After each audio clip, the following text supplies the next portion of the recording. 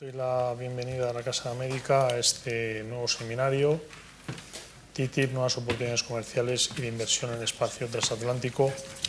Quiero agradecer la colaboración, la coorganización del Movimiento Europeo del Consejo Federal Español. Hoy nos acompaña don Eugenio Rasara, presidente del Movimiento Europeo, con quien he trabajado en otras ocasiones de forma muy estrecha. Y de hecho la primera gran actividad que tuvo lugar en la Casa de América fue cuando conmemoramos el Contubernio de Múnich en junio del año 2012, cuando se cumplía el 50 aniversario de aquella importante reunión. También quiero saludar a don Fidel Sendagorta, secretario general de la Fundación Consejo España-Estados Unidos, con quien la Casa de América colabora estrechamente porque somos patronos de la Fundación y estamos permanentemente buscando fórmulas de colaboración para estrechar los vínculos entre nuestros dos países, entre España y América. Quiero también saludar a la Embajada de Estados Unidos, a doña Amy Bliss, quien ha también colaborado de una forma muy importante en la organización de esta actividad y de otras que hemos realizado sobre el TTIP en la Casa de América, y este mismo viernes en el Hay Festival tuvimos la oportunidad de escuchar la conferencia magistral del Dr. Fry, profesor de Ciencia Política en Brigham Young University, que nos acompaña también esta tarde, que nos dará sus reflexiones sobre este particular asunto. Por supuesto, a nuestro buen amigo Daniel Ureña, director del Hispanic Council, quien ha colaborado con la Casa de América en otras ocasiones y con quien nos sentimos muy estrechamente unidos por el trabajo que están desempeñando.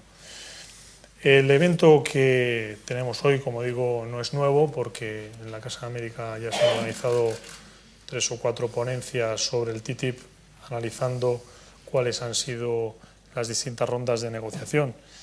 Esto ha sido fruto de la colaboración de la Embajada de Estados Unidos de América y la Casa de América, este ciclo, y también, por ejemplo, la colaboración de la Cámara de Comercio de Estados Unidos de América en nuestro país con esta institución. De hecho, el pasado mes de junio hubo un gran seminario en el que participó el ministro de Asuntos Exteriores y clausuró la vicepresidenta del Gobierno, y al que acudieron numerosas personalidades del ámbito empresarial.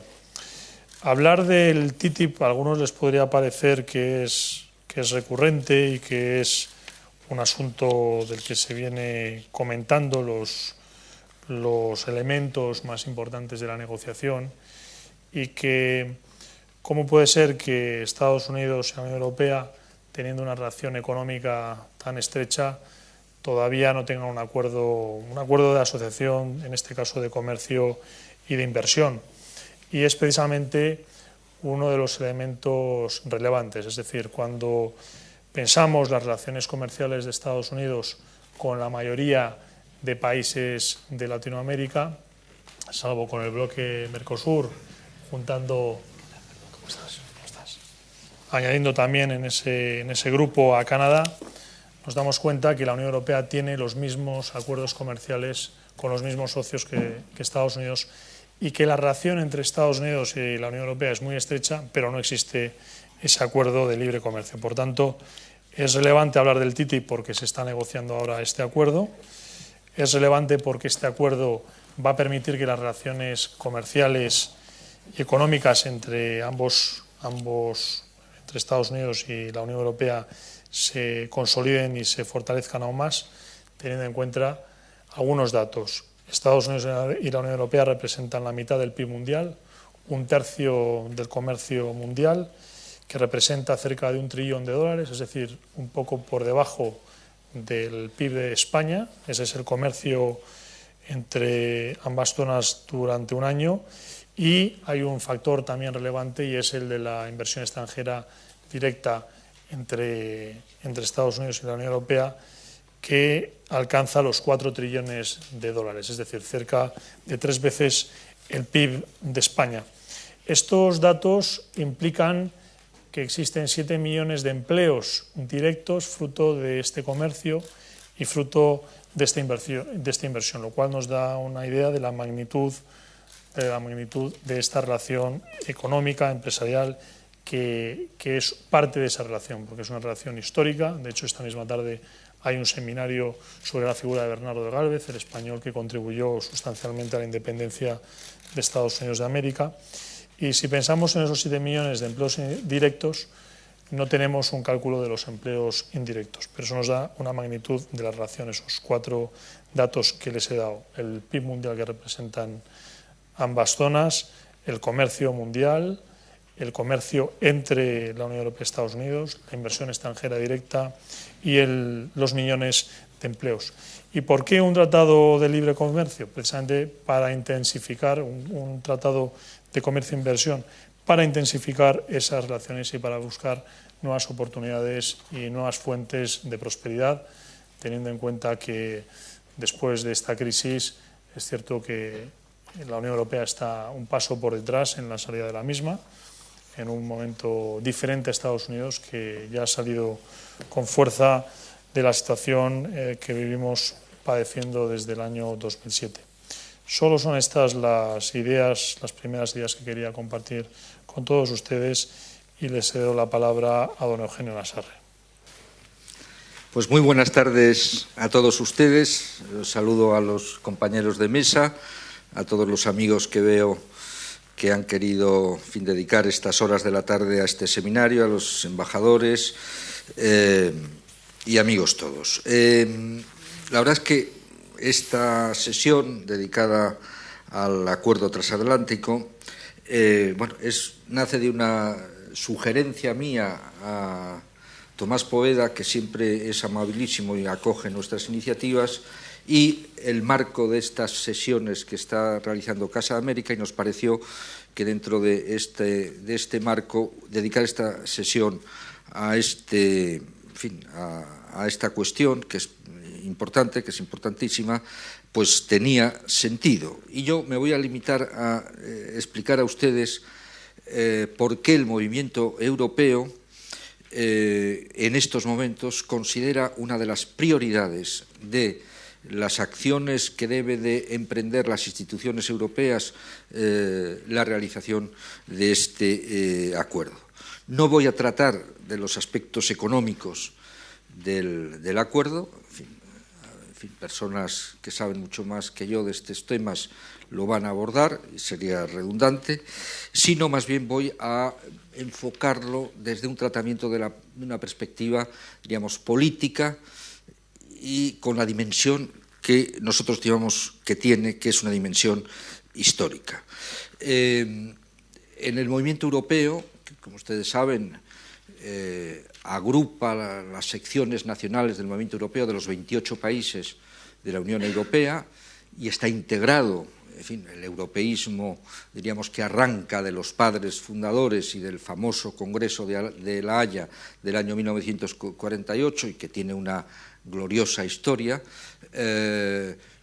lo componen con más personas de la sociedad, lo que podríamos denominar las fuerzas políticas que en estos momentos han sustentado la comisión presidida por Juncker en el Parlamento Europeo, es decir, las grandes familias tradicionales que han marcado la historia de Europa en estos 50 últimos años. Y como no podía ser de otra manera, el movimiento europeo ha considerado que en estos momentos su compromiso, su empeño, su trabajo y su reflexión tiene que ser, después de la crisis europea que hemos padecido, durísima por su intensidad, por su duración, qué hay que hacer, qué retos tiene Europa. Y los retos, a nuestro juicio, son 3, los vamos a abordar en un congreso que va a tener lugar en Roma dentro de 2 meses y que será el objeto de nuestra reflexión. Hay 3 prioridades que son, primero, devolver la confianza de la ciudadanía europea en el proyecto europeo. Somos conscientes que la crisis ha creado corrientes, ha aumentado las corrientes euroescépticas, las tradicionales y las de nuevo cuño. Se ha incrementado los sectores de los distintos sistemas políticos de los países europeos de corrientes populistas, que son directamente enemigas del proyecto europeo y que resulta imprescindible combatir con argumentos esas posiciones. Nuestra idea, nuestra perspectiva es que, como ha pasado en otros momentos de crisis en Europa, la solución es un reforzamiento del proyecto europeo, de la integración europea, de las instituciones europeas, con elementos o con finalidades, con objetivos nuevos y ambiciosos. El segundo punto de reflexión es, efectivamente, la necesidad de impulsar políticas de crecimiento y de creación de empleo para salir de la crisis. Cómo hay que hacerlas, cómo hay que impulsarlas, con qué responsabilidades es la cuestión. Y en tercer lugar, también con una tradición que ha venido siendo una constante en la trayectoria del movimiento europeo, el impulso a las políticas sociales que han convertido en un acervo comunitario lo que hemos llamado el modelo social europeo, que en estos momentos, después de la crisis, después de las consecuencias, todos decimos nada será igual a partir de ahora que antes de la crisis, necesita una reflexión para plantear, garantizar su sostenibilidad. Europa ha vivido por encima de sus posibilidades, es un interrogante que está ahí en el ambiente. Pues bien, nosotros consideramos que esta legislatura, que en estos momentos se va a abrir, están ahora las comparecencias de los nuevos comisarios, es decisiva para la superación de la crisis. Y en el programa de Juncker, que constituye la agenda de esta legislatura, nosotros creemos que hay dos elementos de suma importancia y nos alegramos mucho de que estén planteados con mucha claridad. Uno, el programa de inversiones de 300.000 millones de euros, es la cifra que se ha barajado y que Juncker ha planteado en los próximos años como un elemento, diríamos, importante para las políticas de crecimiento. Y en segundo lugar, y este es el tema que nos ocupa esta tarde, el Acuerdo Transatlántico de Comercio e Inversiones. Las ventajas económicas de este acuerdo están sobre los papeles, son de extraordinaria importancia, incremento del PIB en 0,4 en la Unión Europea, 0,5 en Estados Unidos, constituiría, si se logra con éxito a término, un área económica vital para el conjunto del planeta, 820 millones de personas, cerca del 50% del PIB en estos momentos, y por lo tanto sería un agente económico de extraordinaria importancia. Pero más allá de las consecuencias o de las perspectivas de carácter económico, yo querría decir que en la historia de la Unión Europea, a cada desafío, a cada reto, ha habido que buscar una nueva respuesta imaginativa. Vamos a conmemorar dentro de 2 meses, casi 2 meses, el 25 aniversario de la caída del muro de Berlín, el fin de la división de Europa, de la Guerra Fría, etc. Y Europa se puso las pilas y llegó Maastricht, 1992, y en Maastricht hubo el gran impulso para lograr la incorporación de los nuevos países, que se ha hecho con éxito, la creación de la Unión Monetaria, con la creación del euro, etc. Yo creo que ahora la perspectiva de este gran acuerdo de intensificación de las relaciones, que no deberían ser solo comerciales y de inversión con Estados Unidos, es el gran reto que tenemos los europeos. Y con esto ya voy terminando. Las razones que nos deben impulsar no deben de ser solo unas razones estrictamente pragmáticas y económicas.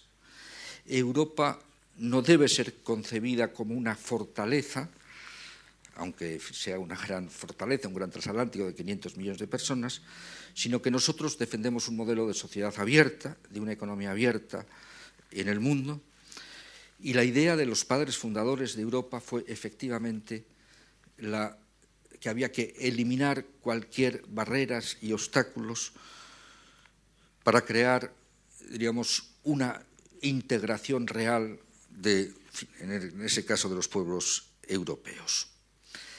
La clave es la misma, es el mismo espíritu, es acercarnos y es intensificar y hacer real las 4 libertades que son los 4 pilares de la integración europea, las libertades de circulación de mercancías, de capitales, de servicios, de personas, para formar un espacio común de convivencia.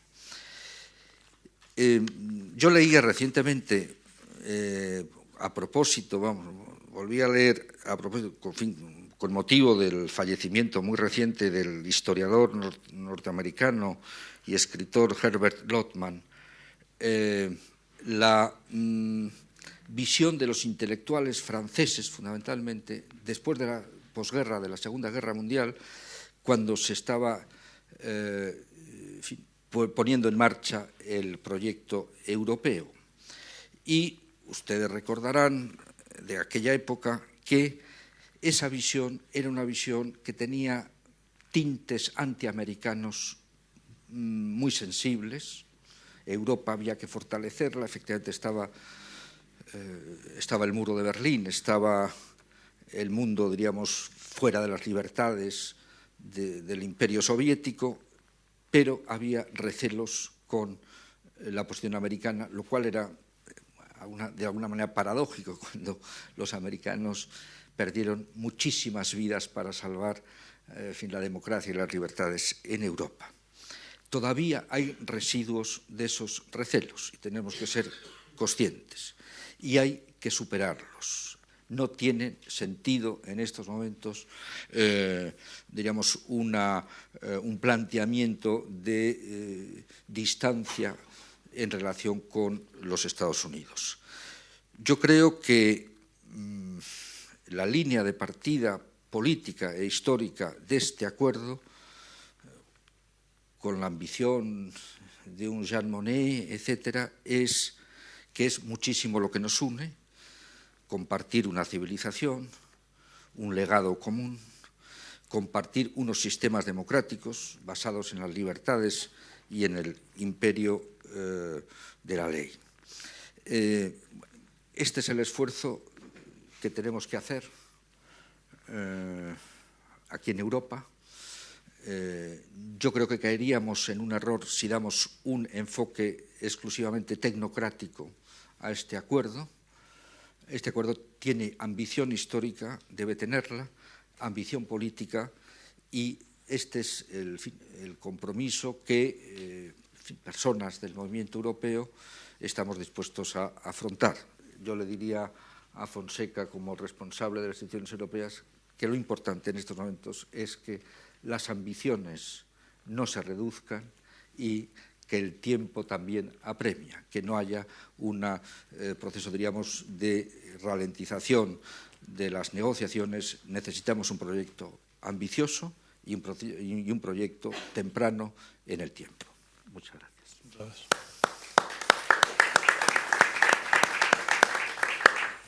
Gracias, Eugenio, sobre todo por subrayar la importancia de los principios y valores comunes que compartimos europeos y estadounidenses. Tiene la palabra don Fidel Santagorta, secretario general de la Fundación Consejo España-Estados Unidos. Buenas tardes a todos y muchas gracias a la Casa de América y a su director general, Tomás Poveda, por la oportunidad de estar aquí hoy con ustedes. Es el tercer acto en el que participo en la Casa de América sobre el Tratado de Libre Comercio e Inversiones, Unión Europea-Estados Unidos, en los últimos meses.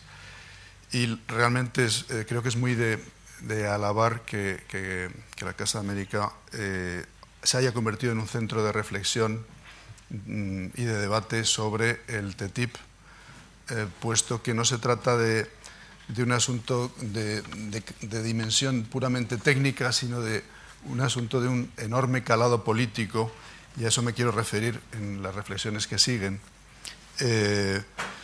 Y por tanto un asunto necesitado de deliberación pública y de conocimiento público, de la opinión pública, para poder darse cuenta de cuáles son, de todas las dimensiones que están en juego.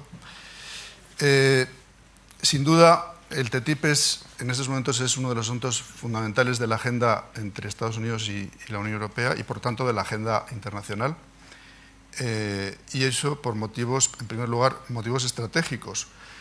El impulso multilateral para promover una mayor liberalización del comercio había quedado paralizado tras el veto de la India a la ronda Doha, y por lo tanto el impulso para proseguir este proceso de liberalización comercial tenía que provenir de otras fuentes y en concreto en nuestro caso pues de este impulso bicontinental, aunque en otras áreas como Pacífico, Estados Unidos, sabemos que hay procesos similares. En segundo lugar, porque tras la guerra de Irak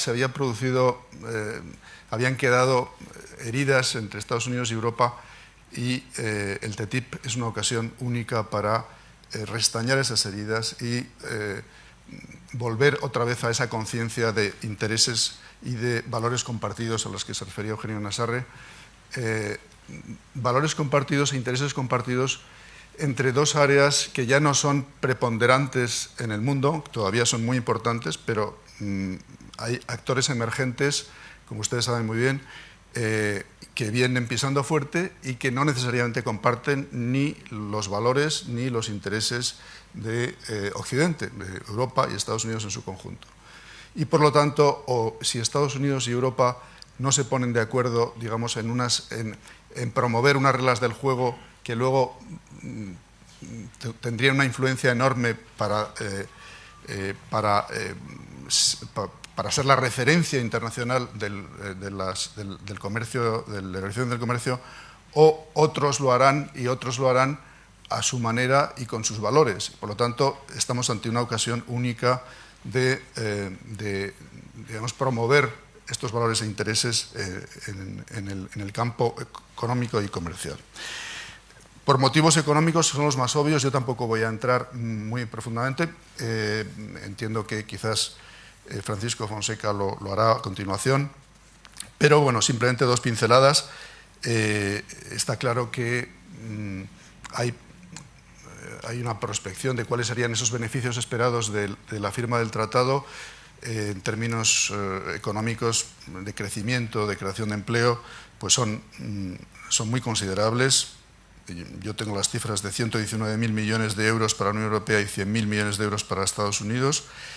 Y para Europa quizás todavía más que para Estados Unidos, desde el momento, como señalaba Tomás Poveda, que Estados Unidos está creciendo ya al 3%, Europa todavía, o la eurozona, estamos en el 0,8%, y por tanto necesitamos motores de crecimiento, y este es un motor de crecimiento, el Tratado de Libre Comercio, que es un motor de crecimiento que no requiere de inversión pública, por tanto no tendría coste para nuestros gobiernos en un momento en que ya hay una presión muy fuerte sobre los presupuestos nacionales. Pero frente a estos argumentos estratégicos y económicos hay factores políticos que está por ver cómo intervienen en esta fase final de la negociación del acuerdo de aquí a un año, es decir, el tratado tendría que estar firmado para finales del año que viene, entiendo, dado que entraríamos entonces ya en una fase de la presidencia de Obama que le impediría tomar decisiones operativas. Y cuando hablo de factores políticos, hablo digamos, del estado de ánimo de los electorados a ambos lados del Atlántico, visible en dos momentos electorales, las elecciones europeas recientes del pasado mayo y las elecciones que todavía no sabemos el resultado, las elecciones midterm de noviembre en Estados Unidos. Y en unas como en otras, por lo menos desde el punto de vista ya de lo empírico, de lo que ha sucedido y prospectivo de lo que podría suceder en Estados Unidos, el factor fundamental de reconfiguración electoral es la resaca de la crisis financiera y más allá de esa resaca de la crisis financiera muy profunda y dura para una parte importante del electorado, un factor que señalaba el columnista de New York Times, Thomas Friedman, en una reciente visita a Madrid, cuando decía que hay sectores de las clases medias a ambos lados del Atlántico y aquellos sectores que pueden estar representados en aquellas opciones políticas que han votado pues el Frente Nacional en Francia, la Alternativa por Alemania en Alemania, el UKIP en el Reino Unido, Podemos en España y en Estados Unidos el Tea Party. Aquellas opciones, los sectores de clase media que han votado por esas opciones y que estarían temerosas de una pérdida de su estatus social, económico, debido a un cambio en las reglas del juego, que Thomas Friedman definía de la siguiente manera. Antes había un pacto social fundamental que era sueldos altos a cambio de una cualificación media, y en estos momentos solamente se pagan sueldos altos cuando la cualificación es alta. Cualificación alta teniendo en cuenta pues, la familiaridad con todas las nuevas tecnologías de la información y la comunicación. Esto era su tesis, el tiempo dirá hasta qué punto tiene razón o no, pero yo lo que sí creo que hay que apuntar es al hecho de que un sector más o menos importante de las clases medias a ambos lados del Atlántico puede estar dejando de apostar por la inserción en la globalización por temor a que salga perdiendo de este proceso. Entonces, este proceso de enorme calado político va a estar muy presente en la última etapa del debate y de la negociación sobre el Tratado de Libre Comercio e Inversiones de la Unión Europea y Estados Unidos. Yo leí ayer una noticia en el Financial Times, quizás Francisco Fonseca nos pueda ampliar esta información, que en su comparecencia ante el Parlamento Europeo, la nueva comisaria de Comercio, doña Cecilia Malmström, había dado a entender que se podría dejar caer de la negociación un aspecto entendido como fundamental, que es la cláusula de arbitraje para la protección de las inversiones en ambos lados del Atlántico, dado que existe una muy fuerte oposición en determinados países a detraer de los tribunales nacionales esta cuestión y como dijo la propia comisaria, se trata de una cuestión altamente tóxica, lo digo en sus palabras. También es verdad que estamos aproximándonos a la hora de la verdad en la negociación y es el momento en el que todos los intereses se movilizan, todos los lobbies se movilizan para defender su posicionamiento, cómo van a quedar después del tratado, y vamos a ver durante estos meses pues, realmente una pugna muy fuerte de intereses. Pero más allá de esta movilización normal y de los intereses está esta cuestión de fondo política a la que me refería, que creo que es clave, y el hecho es que nuestros gobiernos van a tener no solamente que volcarse, en nuestro caso a través de la Comisión Europea, que son nuestros negociadores, volcarse en la negociación con los Estados Unidos, sino también volcarse en esa negociación con nuestra opinión pública, nuestros parlamentos, para persuadirles de esas ventajas que a mí me parecen muy evidentes, ventajas enormes desde el punto de vista estratégico y económico en favor de la firma del tratado, pero que nuestras opiniones públicas tienen que percibir también como algo favorable. Muchas gracias. Muchas gracias, Fidel. Tiene la palabra don Francisco Fonseca Morillo, director de la representación en España de la Comisión Europea. Sí, muchas gracias, director, muchas gracias, Tomás. Permítanme que comience disculpándome por algo con retraso, pero en fin, ustedes saben que hoy a las 6 en punto de la tarde comenzaba su comparecencia el comisario designado español, don Miguel Arias Cañete, y digamos que siempre hay algún trozo que queda todavía por hacer, alguna pequeña cosita que enviar con respecto a esto. Discúlpenme, pero no puedo ser el despacho entre las 6 menos 5, por eso justifica, si es justificable, que llegue con retraso. Quiero dar, en primer lugar, las gracias a la Casa América, al Movimiento Europeo, a la Fundación España-Estados Unidos, por la oportunidad de este debate y por la oportunidad y la posibilidad que dan ustedes a la Comisión Europea, representada por mí en estos momentos, de expresar su posición sobre este tema tan importante. Efectivamente, lo ha dicho Fidel hace un momento, hace ya algo más de un año que empezamos las negociaciones formales con Estados Unidos, Acuerdo Transatlántico, unas negociaciones que ahora se aproximan a la hora de la verdad y que están siendo llevadas con brío por los dos negociadores. Michael Froman, les diré entre paréntesis que eso no hace sino demostrar mi edad bíblica, que Michael Froman fue becario mío en Bruselas, como trabaja allá por Jacques Delors, lo conoce, sino demostrar no mi conocimiento, sino que estoy ya a punto de la jubilación, y por el comisario Karel de Gucht. Y yo creo que es muy oportuno un seminario como este, que pone el acento en torno a la palabra oportunidades. Oportunidades comerciales, oportunidades de inversión, que ya existen, no partimos de cero, pero que sin una duda una negociación y un término negociado de manera adecuada y de manera sensata por Europa y Estados Unidos harán que haya muchas más oportunidades. Y yo recomiendo mis notas, y después de haber escuchado las personas que me han precedido, yo, si me permiten, lo que primero querría hacer es darles algunas pequeñas pinceladas sobre el proceso y el contexto. No salimos de cero, no partimos de cero.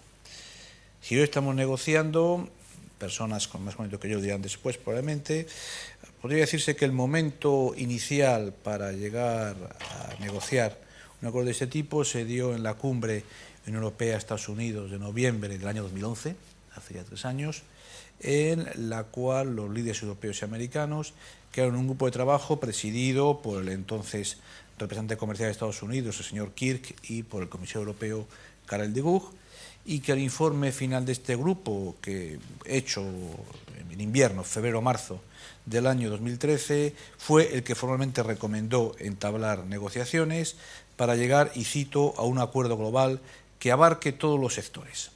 Y ambos negociadores, en el informe de este grupo final, decían que este acuerdo sería sumamente positivo para ambos, puesto que intensificaría el comercio, daría un necesario impulso al crecimiento económico y a la creación de empleo a ambos lados del Atlántico. Esto es, dicho de manera muy breve, el porqué de comenzar esta negociación.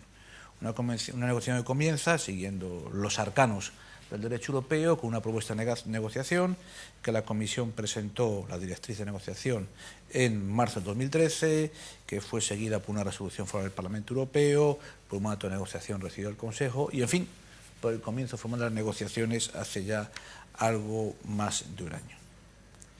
Pero claro, este proceso en sí mismo no sería sino anecdótico o interesante cronológicamente si no nos planteáramos una segunda pregunta, esto es, ¿por qué negociamos este acuerdo? Se han dicho muchas cosas aquí ya, las han oído usted, las he oído yo, pero que la respuesta en el fondo es muy sencilla. Este acuerdo lo concebimos con un único objetivo, y creo que es ahí donde habrá que juzgar el éxito o el fracaso del acuerdo. Y este objetivo es activar el crecimiento y crear empleo a ambos lados del Atlántico, algo que necesitamos hoy mucho más que nunca, tanto en Europa como en Estados Unidos. Se han dado cifras, pero me parece que repetirlas merece la pena. Nuestra relación comercial es probablemente la relación comercial más sólida, más conocida, con más confianza mutua desde el comienzo de la integración europea.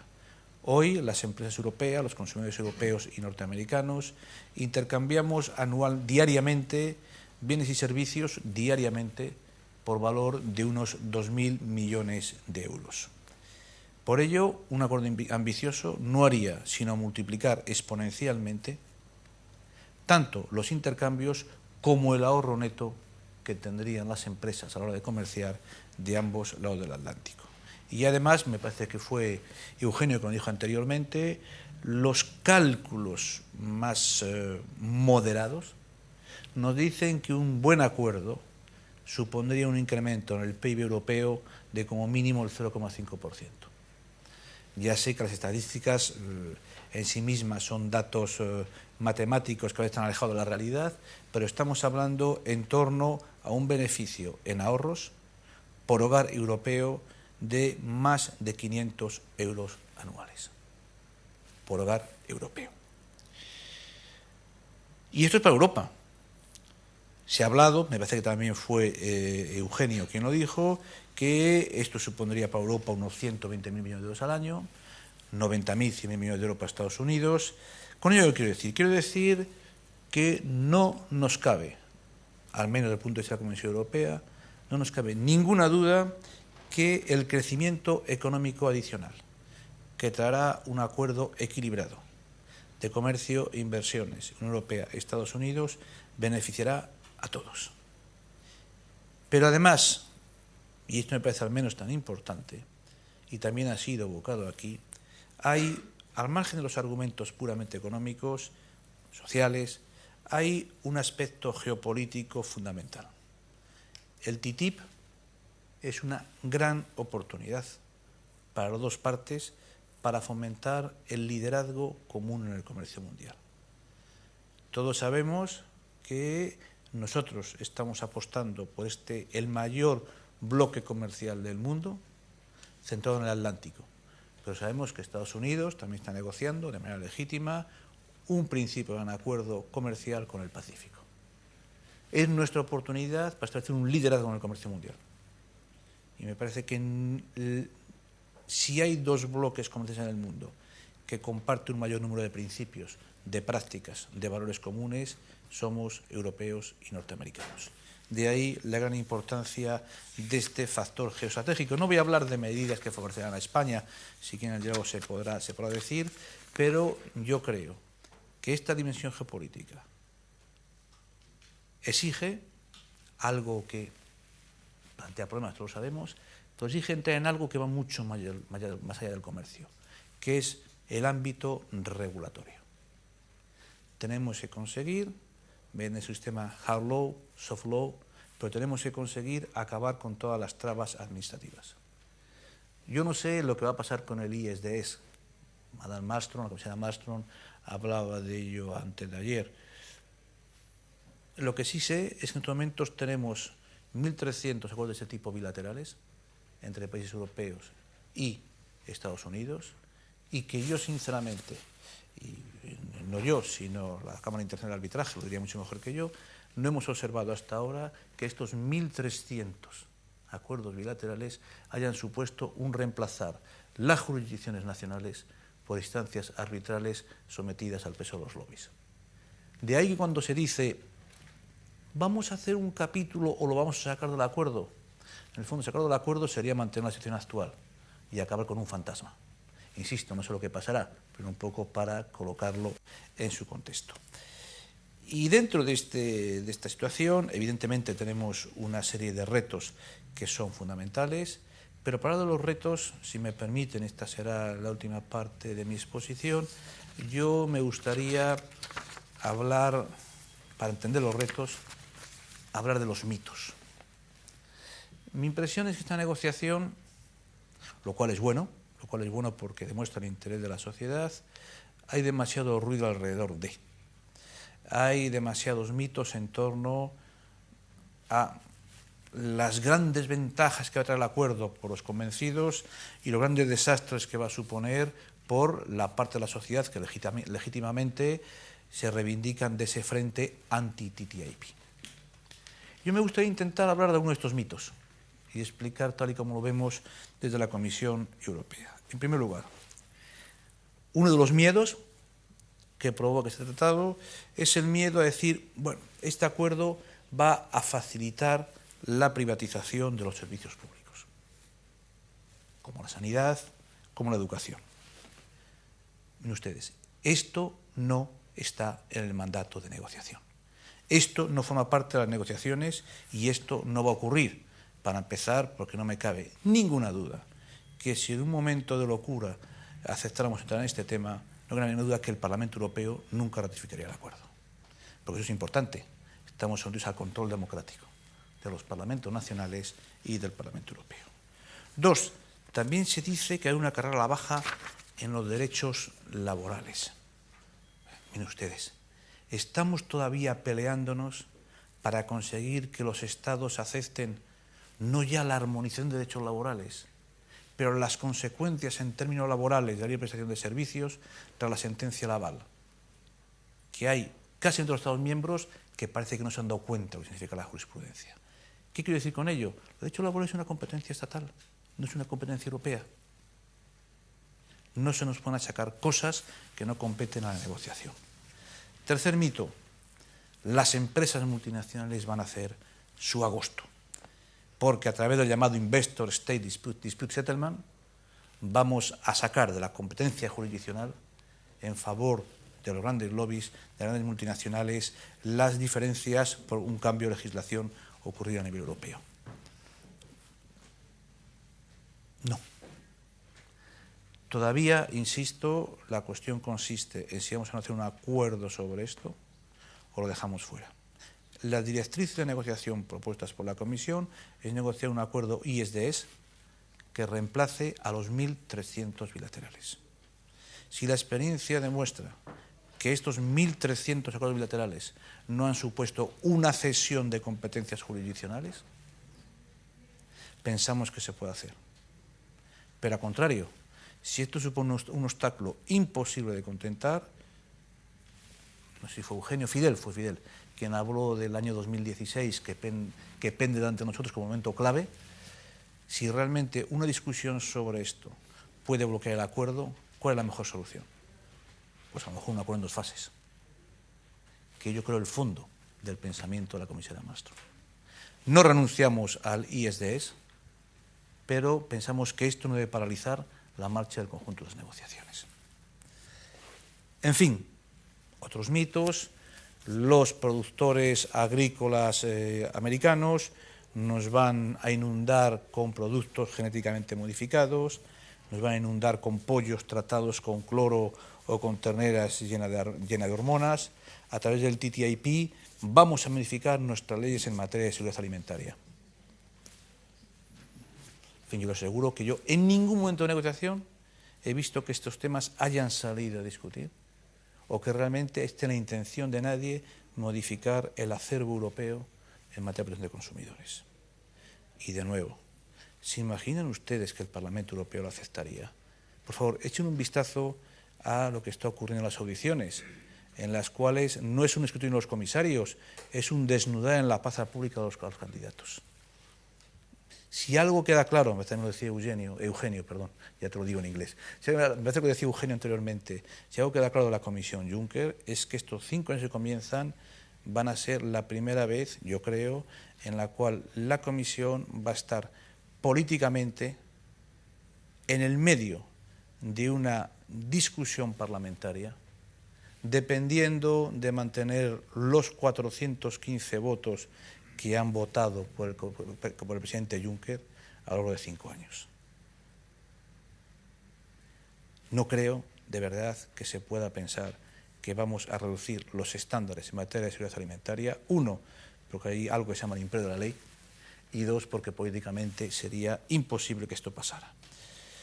Otro mito es que este acuerdo va a beneficiar a las grandes multinacionales, a las empresas del Dow Jones o del IBEX. Naturalmente las van a beneficiar, faltaría más. Pero estamos convencidos que esta es una gran oportunidad para las pymes. Naturalmente, para las pymes innovadoras. Mire, les pongo un ejemplo, yo no soy economista, pero muchas veces estos temas hay que verlos como si estuviéramos pensando en David Copperfield de Charles Dickens, aquella frase famosa, ¿qué es la economía? Ganas 19 peniques, gastas 20, chelines, gastas 20, vas a la cárcel, ganas 20 peniques, gastas 19, eres un hombre feliz. ¿Y de qué estamos hablando? Miren ustedes, en estos años de crisis profunda hemos asistido a un crecimiento exponencial de las pymes, y en particular las españolas, que han reemplazado la caída de consumo interno con su internacionalización. Una de cada 4 pymes españolas basa su éxito, su supervivencia en la internacionalización. Estamos abriendo un mercado enorme, con facilidades enormes administrativas a las pymes. Ya sé que evidentemente hay un negocio enorme para grandes compañías, pero este acuerdo no es un acuerdo pensado para que alguna gran multinacional española construya infraestructuras en Estados Unidos. Sí, pero también para las pymes que van con. Y me parece que es un elemento fundamental. Y últimamente, por último, se dice que la Unión Europea, y con esto ya acabaré, que la Comisión Europea no tiene ninguna transparencia, que esto es una negociación cerrada, en el marco del despotismo ilustrado puro y duro. Yo no me identifico con esta acusación. La campaña de transparencia de la Comisión Europea es muy importante. Querríamos haber ido algo más allá, pero efectivamente dependemos del acuerdo de los Estados europeos y de los naciones americanos. Tenemos una página web abierta en todos los idiomas europeos, en la cual los principales documentos de negociación están ahí. La Comisión está dispuesta a recibir tomatazos en el debate público, no lo rehuimos, sino al contrario. Pero es que además hay un elemento que es fundamental. ¿Por qué no publicamos todos los documentos? Y estoy hablando de esos leaks de los que todos perdón, hemos ido a hablar. Mire, por 3 razones. En primer lugar, hay una serie de documentos que las partes negociadoras, algunos Estados europeos o los americanos, ya me he referido a ello, no quieren que se publiquen. Que se publiquen porque en ellos figuran nuestras ofertas y contraofertas, o sus ofertas y contraofertas. Y miren ustedes, es evidente, cuando uno quiere comprar una casa, procura que la otra parte no se entere de hasta dónde puedo llegar o hasta dónde voy a parar en mi regateo. Hay elementos, evidentemente, que forman parte de la negociación pura y dura. Pero es que además, la negociación del TTIP es una negociación clásica en el marco de la democracia representativa. Nosotros tenemos, primero, un grupo consultivo formado por empresarios, por consumidores, de la sociedad civil a nivel europeo, para discutir con ellos temas concretos. Pero es que todas las negociaciones, dentro de cada negociación se presenta a todos y cada uno de los ministros de Comercio, que tienen la legitimidad parlamentaria nacional, y se presentan al Comité Especializado del Parlamento Europeo. Las partes más sensibles las hacemos a puerta cerrada, como cualquier negociación de este tipo se haría en el Parlamento español. Pero estamos controlados desde el punto de vista de la democracia representativa y además, in fine, este acuerdo tendrá que ser ratificado por los parlamentos nacionales y por el Parlamento Europeo. En fin, esto es donde estamos. Perdónenme si me he extendido a lo mejor un poco más, pero quería dejar un poco el cuadro global tal y como de la Comisión lo vemos en estos momentos. Muchas gracias. Muchas gracias.